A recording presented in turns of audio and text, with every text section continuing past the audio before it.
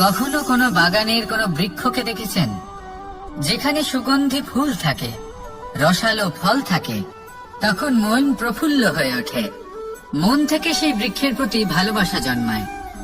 কিন্তু যিনি বাগানের মালিক, শুধুমাত্র তিনিই জানেন যে কিভাবে এই বৃক্ষকে আগলে রাখতে হয়, কিভাবে তার পরিচর্যা করলে এতে সুন্দর সুগন্ধি ফুল হবে, রসালো ফল হবে। কখনো কখনো প্রয়োজনের থেকে বেশি রোদ পেলে এই বৃক্ষগুলি শুকিয়ে যায়, প্রয়োজনের থেকে কম রোদ পেলেও এই বৃক্ষ কিন্তু শুকিয়ে যায়। প্রয়োজনের থেকে কম জল যদি পায়, এই বৃক্ষ শুকিয়ে যেতে পারে।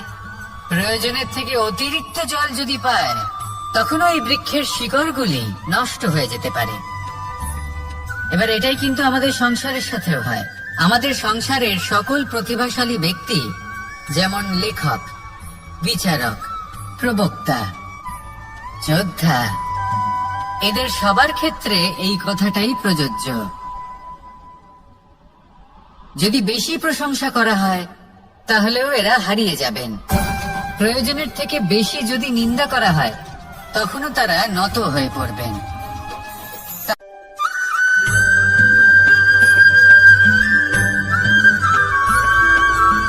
পঞ্চতত্ত্বের মধ্যে দ্বিতীয় তত্ত্ব হল ধরণী, ভূমি, যাকে আমরা ধরণী মাতা বলি। এই ধরণী ধৈর্য ধারণ করে, আর এর উপরই আমাদের সমগ্র সংসার নির্ভরশীল। কারণ এই ভূমি সহ্য ক্ষমতা রাখে, এর সহ্য ক্ষমতা হলো অপরিসীম।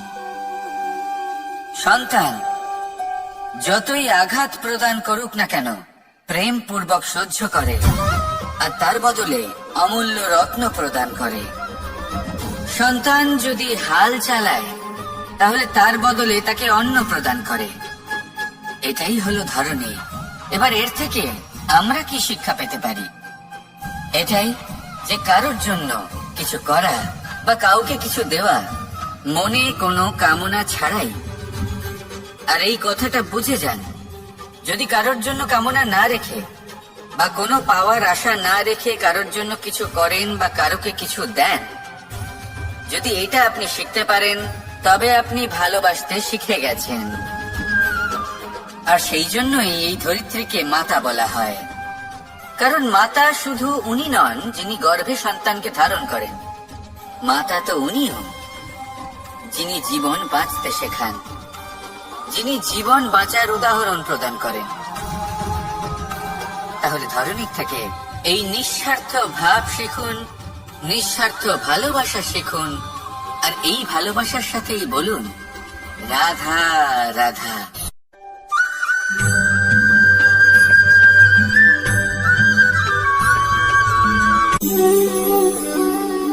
নিয়তি। রাধা আমাকে বলে, কৃষ্ণ, যদি তুমি জানো যে নিয়তিতে কি আছে, তাহলে তাকে বদলে দাও না কেন? মহাদেব আমাকে বলেন যে শ্রীকৃষ্ণ, যদি আপনি এটা জানেন যে সাম্বের নিয়তি এটাই, তাহলে আপনি তাকে বদলানোর চেষ্টা কেন করেন? কেন? কারণ আমি একজন পিতা, আর পিতার কর্তব্য এটাই, তিনি যেন সম্ভাব্য সব চেষ্টা করেন নিজের সন্তানের মঙ্গলের জন্য। নিয়তি আমি জানি, কিন্তু এটাও আমি জানি যে কর্মের থেকে বড় আর কোনো নিয়তি হতে পারে না। অভিজ্ঞতাও রয়েছে যে কর্মের হাতে নিয়তির এই চক্র বদলে যেতে পারে। তাই জীবনে যদি আপনার কখনো এমন মনে হয় যে এটা তো অসম্ভব, তখনও চেষ্টা করা কখনোই ছাড়বেন না। কে বলতে পারে আপনারই কর্মের কোনো এক বীজ হয়তো নিয়তির চাকায় আটকে গেল, আর নিয়তিকে নিজের পথ পাল্টাতে হলো, ঠিক কিনা? সেই জন্য নিয়তিকে ভাগ্য মেনে নিয়ে চুপ করে বসে থাকবেন না।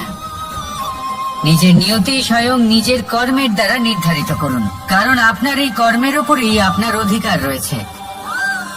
আর এই অধিকারকে নিয়তি অনেক সময় সম্মানও করে। তাহলে আসুন আর আমার সাথে ভালোবেসে বলুন রাধা রাধা।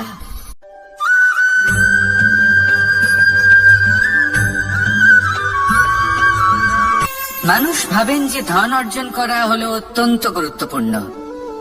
তিনি আজীবন ধন অর্জন করতে থাকেন, ধন অর্জন করার চেষ্টা করতে থাকেন, সে যাই হয়ে যাক না কেন পরিশ্রম করতে থাকেন। স্বাস্থ্যের দিকে নজর দেন না, না উচিত সময় খাবার খান, না উচিত সময় ঘুমোতে যান, না পর্যাপ্ত সময় পর্যন্ত ঘুমন, কিছুই না। ধন অর্জন করতেই থাকেন। আর কিছু সময় পরে যখন তিনি অসংখ্য ধন লাভ করে ফেলেন, তখন তার সাথে ওনার শরীরে অনেক রোগ বাসা বাঁধে। এইসব রোগের উপচার করতে করতে সেই সমস্ত ধন যা উনি অর্জন করেছেন তা তিনি ব্যয় করে ফেলেন। শেষ পর্যন্ত কি হয়? আমরা যেভাবে এসেছি ঠিক সেইভাবেই ফিরে যাই, ধন এখানেই থেকে যায়। দেখুন, একটা অত্যন্ত গুরুত্বপূর্ণ কথা রয়েছে যে আপনার বোঝা উচিত। এই যে ধন, তার ব্যবহার করুন জীবনকে আরো ভালো করে তোলার জন্য। ধনের সদ্ব্যবহার করা উচিত, এমন যেন না হয় এই ধন আপনাকে ভোগ করে ফেলে। এই জীবনকে নিশ্চিত রূপে আরো শ্রেষ্ঠ করে তুলুন, কিন্তু এই ধন অর্জন করার এই প্রক্রিয়াতে নিজের সারা জীবনকে নষ্ট করে ফেলবেন না। এই জীবন উপভোগ করতে শিখুন, আর আমার সাথে ভালোবেসে বলুন, রাধা রাধা।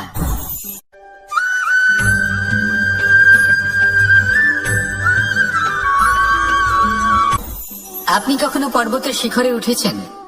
আপনি দেখতে পাবেন পর্বতের পদতলে প্রচুর সুন্দর ফুল রয়েছে, সবুজ বনানী রয়েছে। যত আপনি ওপরে উঠতে থাকবেন তত ফুল কমতে থাকবে, সবুজ বনানী কমতে থাকবে। আরো কিছুটা ওপরে উঠলে কাঁটা জাতীয় গাছ দেখতে পাবেন, শুকনো গাছ দেখতে পাবেন। আরো যদি ওপরে ওঠেন তাহলে পাষাণ দেখতে পাবেন। আরো ওপরে উঠলে হিমখণ্ড দেখতে পাবেন। এই যে পর্বত, তা মনুষ্য জীবনের সব থেকে উত্তম উদাহরণ। মানুষ যখন সাফল্যের শিখরে পৌঁছতে চান, মহানুভবতার শিখরে পৌঁছতে চান, পথে যত আস্তে আস্তে উপরে উঠতে থাকেন ততই ভৌতিক বস্তু তার থেকে বিচ্ছিন্ন হতে থাকে। যদি তিনি সেই ভৌতিক বস্তুগুলি ত্যাগ না করতে পারেন তাহলে কখনোই সেই স্থানে পৌঁছতে পারবেন না। আর মানুষ যদি উচিত ত্যাগ করতে পারেন, পথে অগ্রসর হতে থাকেন, এগোতে থাকেন, তাহলে একদিন না একদিন তিনি মহানুভবতার, জ্ঞানের, সাফল্যের হিমের স্বাদ অবশ্যই লাভ করবেন। মনে রাখবেন, মানব জীবনে ত্যাগ হলো অত্যন্ত গুরুত্বপূর্ণ অংশ। আসুন আমার সাথে ভালোবেসে বলুন, রাধা রাধা।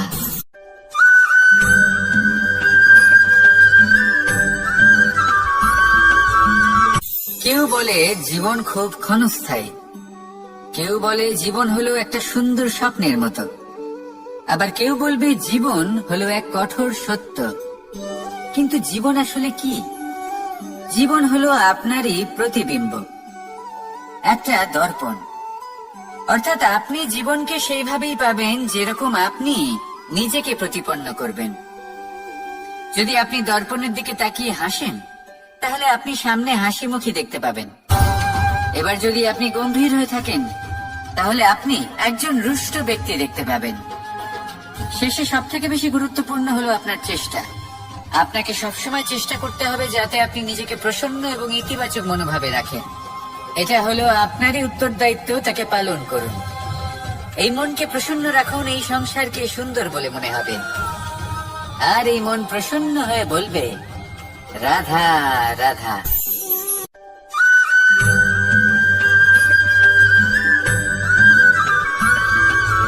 আমাদের শরীর প্রকৃতির সর্বশ্রেষ্ঠ রচনা। যে অঙ্গ প্রত্যঙ্গ আমরা লাভ করেছি প্রত্যেকটির মধ্যে একটি নিজস্ব বার্তা রয়েছে। একটু ভেবে দেখুন, দুটি চোখ দিয়েছে দেখার জন্য, দুটি কান দিয়েছে শোনার জন্য, নাসিকাও আছে দুটি, দুটি হাত দিয়েছে দ্বিগুণ পরিশ্রম করার জন্য। কিন্তু জীব শুধুমাত্র একটি, তার উপরেও তীক্ষ্ণ বলিষ্ঠ দাঁত দিয়েছে তার রক্ষার জন্য। কখনো ভেবে দেখেছেন কেন?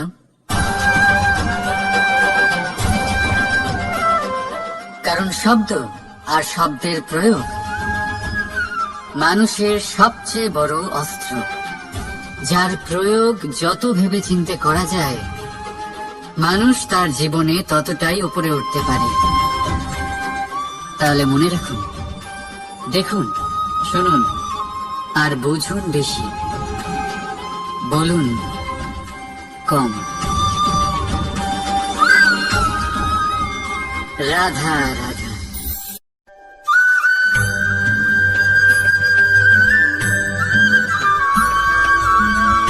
জীবন কিসের উপর নির্ভরশীল? ধনের ওপর।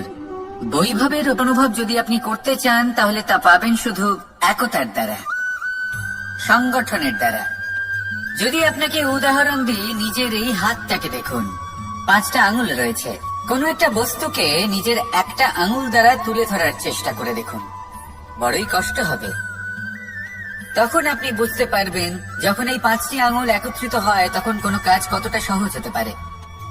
এটাই হলো শক্তি, একতার। সব থেকে ভালো উদাহরণ যদি আপনাকে দিই তাহলে বাঁশি। এই বাঁশি থেকে অত্যন্ত মধুর সুর নির্গত হয় যা সবার মন প্রসন্ন করে দেয়। এই কথা সত্যি, কিন্তু এই বাঁশি আমি 1টা বা 2টো আঙুল দিয়ে বাজাতে পারবো না। আমাকে প্রত্যেকটা আঙুল ব্যবহার করতেই হবে, তবেই এর থেকে মধুর সুর নির্গত হবে যা সকলকে প্রসন্ন করবে, ঠিক কিনা? ঠিক এইভাবেই যদি আপনি চান যে আপনার জীবনরূপী বাঁশি থেকেও মধুর সুর নির্গত হোক বা সবার মনকে প্রসন্ন করে তুলুক, তাহলে আপনাকেও জীবনে একতা নিয়ে আসতেই হবে। আপনি একাও কর্ম করতে পারেন, পথ চলতেও পারেন, সামনেও এগোতে পারেন, সাফল্যও লাভ করতে পারেন। কিন্তু যখন সকলে একসাথে এগোবেন, সেই পথে চলবেন, সেই কর্মই করবেন, তখন লক্ষ্যে অবশ্যই পৌঁছবেন, সাফল্য অবশ্যই লাভ করবেন। কিন্তু সেই সাফল্য এবং তার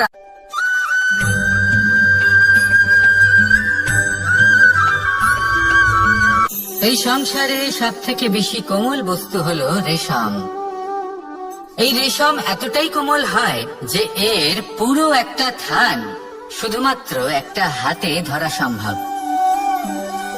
কখনো ভেবে দেখেছেন এই রেশম কিভাবে হয়? একটি কীট তার লালার দ্বারা উৎপন্ন হয়। এই কীট সেই রেশমকে পাক দিতে থাকে, পাক দিতেই থাকে, আর আস্তে আস্তে তার মধ্যেই জড়িয়ে পড়ে। শেষে ওর এই সুন্দর অমূল্য সৃষ্টি রেশমের এই সুতো তার নির্মাণ কার্য পূর্ণ হয়, কিন্তু তাতেই ও নিজে বন্দী হয়ে যায়। নিজেরই মায়াজালের এই বন্দী গৃহে নিজেই ফেঁসে যায়। এবার এই সুতোকে ব্যবহারযোগ্য করে তোলার জন্য এই কীটগুলিকে এই কবচের সাথেই ফুটন্ত জলে ফেলে দেওয়া হয়। এই সংসারে যদি আমাদের স্বপ্ন এই সংসারের দুঃখ হরণ করার জন্য, এই সংসারে সুখ বিতরণ করার জন্য হয়, তবেই আমাদের প্রগতি সম্ভব। যদি আমাদের এই স্বপ্ন শুধুই আমাদের এবং আমাদের স্বার্থ সিদ্ধির জন্য হয়, তাহলে এই স্বপ্ন আমাদের অন্ধ করে দেবে, আমাদের অন্ধকারের পথে নিয়ে যাবে, আর আমরাও সেই কীটের মতো হয়ে যাব। নিজেদেরই মায়াজালে আমরা নিজেই ফেঁসে যাব, আর শেষে আমরা যদি কিছু লাভ করি তা হবে একাকিত্ব, অন্ধকারময় মৃত্যু। তাই স্বপ্ন অবশ্যই দেখুন, কিন্তু এমন ভাবে স্বপ্ন দেখবেন না যে তার এই বন্দিগৃহে আপনি নিজেই ফেঁসে গেলেন। স্বপ্ন দেখুন পরোপকারে।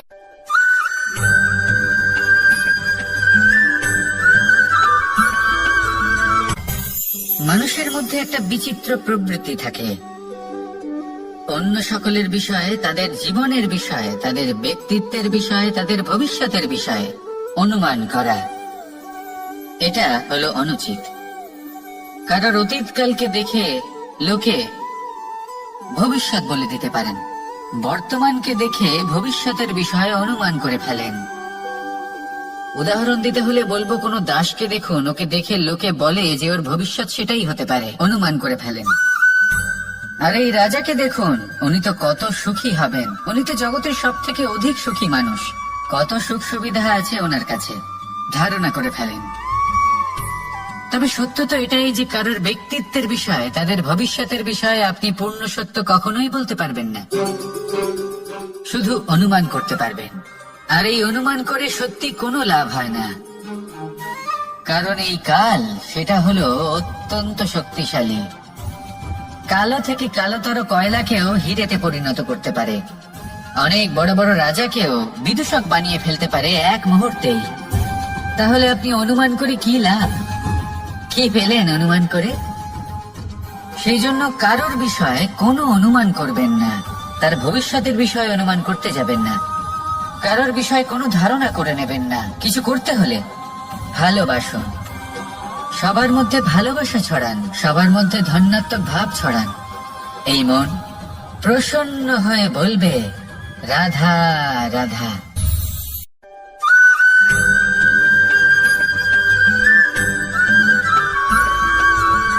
পঞ্চতত্ত্বের মধ্যে দ্বিতীয় তত্ত্ব হল ধরণী, ভূমি, যাকে আমরা ধরণী মাতা বলি। এই ধরণী ধৈর্য ধারণ করে, আর এর উপরেই আমাদের সমগ্র সংসার নির্ভরশীল। কারণ এই ভূমি সহ্য ক্ষমতা রাখে, এর সহ্য ক্ষমতা হলো অপরিসীম। সন্তান যতই আঘাত প্রদান করুক না কেন, প্রেম পূর্বক সহ্য করে, আর তার বদলে অমূল্য রত্ন প্রদান করে।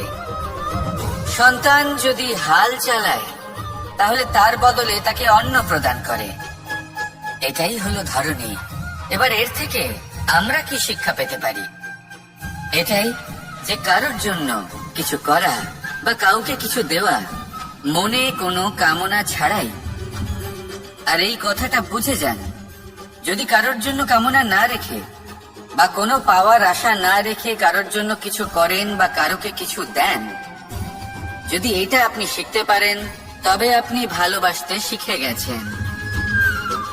আর সেই জন্যই এই ধরিত্রীকে মাতা বলা হয়। কারণ মাতা শুধু উনি নন যিনি গর্ভে সন্তানকে ধারণ করেন, মাতা তো উনিও যিনি জীবন বাঁচতে শেখান, যিনি জীবন বাঁচার উদাহরণ প্রদান করেন। তাহলে ধরণীর থেকে এই নিঃস্বার্থ ভাব শিখুন, নিঃস্বার্থ ভালোবাসা শিখুন, আর এই ভালোবাসার সাথেই বলুন, রাধা রাধা।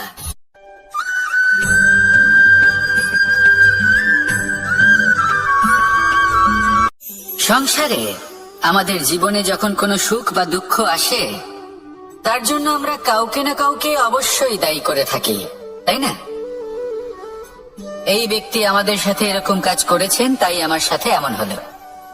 ওই ব্যক্তি যদি এমনটা না করতেন, তাহলে আজ আমি ওই স্থানে পৌঁছতে পারতাম। সবই আপনার দৃষ্টিভঙ্গির ওপর নির্ভরশীল। আর যদি আপনার দৃষ্টিভঙ্গি এমন হয়, তাহলে তা অনুচিত। সত্যি কথা বলতে, এই সংসারে ভিন্ন ভিন্ন ধরনের মানুষ আছে।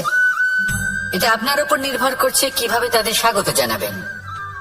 একবার ভাবুন, আমি আমার দুটো হাত সামনে নিয়ে এলাম, দুটো মুঠো খুলে দিলাম। দুই প্রকারের মানুষ আসবেন, কিছু না কিছু দিয়ে যাবেন। এই মুঠো যদি আমি বন্ধ করে দিই, তাহলে না কেউ আমাকে কিছু দিতে পারবে, না আমার কিছু যাবে আসবে। নিশ্চয়ই বুঝতে পারছেন এই দুই ধরনের ব্যক্তি কারা এবং তারা কি দিয়ে যান। আমি যদি নিজের মুঠো খুলে দিই, তাহলে কিছু ভালো মানুষ আসবেন, আমাকে আনন্দ, সন্তুষ্টি, জ্ঞান প্রদান করে যাবেন, ভালো অভিজ্ঞতা দিয়ে যাবেন। কোনো খারাপ ব্যক্তি যদি আসেন, তাহলে তিনিও খারাপ অভিজ্ঞতা দেবেন, যার থেকে আমি শিক্ষা লাভ করব। এই সব কিছু আমি লাভ করতে পারি। মুঠো যদি বন্ধ করে রাখি, তাহলে আমি কিছুই পাবো না। দেখুন, এই সংসারে প্রত্যেকের জীবনে এইরকম। প্রত্যেকের জীবনে সবকিছুই আছে, ভালো খারাপ দুই মানুষই আছে। ভালো অভিজ্ঞতা আছে, খারাপ অভিজ্ঞতা আছে। নির্ভর করছে আপনার উপর যে আপনি কি করবেন, এনাদের স্বাগত কিভাবে জানাবেন, কার থেকে কি বুঝবেন, কি শিখতে পারবেন, আর কোন দৃষ্টিভঙ্গি নিয়ে অগ্রসর হবেন। এটাই নির্ধারণ করবে যে আপনার জীবন কেমন হবে। আসুন আমার সাথে ভালোবেসে বলুন, রাধা রাধা।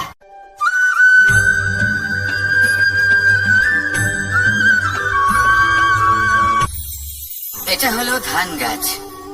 এর থেকে যে চাল উৎপন্ন হয় তা মানুষ গ্রহণ করেন। আর এটা কি? এ হলো জংলি ঘাস। একবার ভেবে দেখুন, যদি এই জংলি ঘাস ধান গাছের আশেপাশে থাকে, তাহলে কি হবে? ধান উৎপন্ন হতে পারবে? তা উৎকৃষ্ট হতে পারবে? আমরা কি তা গ্রহণ করতে পারবো? কখনোই নয়। এই জংলি ঘাস ধানকে নষ্ট করে দেবে। কিন্তু নিজে জীবিত থাকবে। এটাই হলো আজকের শিক্ষা। এই সংসারে যদি আপনি নীতির পথে চলতে চান, উচিত কর্ম করতে চান, সংসারকে সেবা করতে চান, তাহলে জংলি ঘাসের মতো ব্যক্তিদের থেকে সবসময় দূরে থাকতে হবে। সেই ব্যক্তি যারা দুর্নীতি এবং মিথ্যা দ্বারা পরিপূর্ণ, যাদের ব্যবহার অশুভ, যাদের অনেক অশুভ গুণ রয়েছে, তারা সঠিক নয়। সেই সকল ব্যক্তি যাদের চরিত্র অত্যন্ত দুষ্ট হয়, তারা হয় শুভ চরিত্রের ব্যক্তিকে একদম নষ্ট করে দেয়, নয় নিজের মতো বানিয়ে তোলে। তাই যদি আপনি নীতির পথে চলতে চান, এই সংসারের জন্য শুভ কর্ম করতে চান, তাহলে সেই সঙ্গ লাভ করুন যে সঙ্গ জ্ঞানে পরিপূর্ণ, যাদের মধ্যে অনেক গুণ আছে, যাদের থেকে প্রতিদিন কিছু শিখতে পারবেন। এমন ব্যক্তির সাথে জীবন অতিবাহিত করুন, দুরাচারীদের থেকে দূরে থাকুন। তবেই এই মন প্রসন্ন হয়ে বলবে, রাধা রাধা।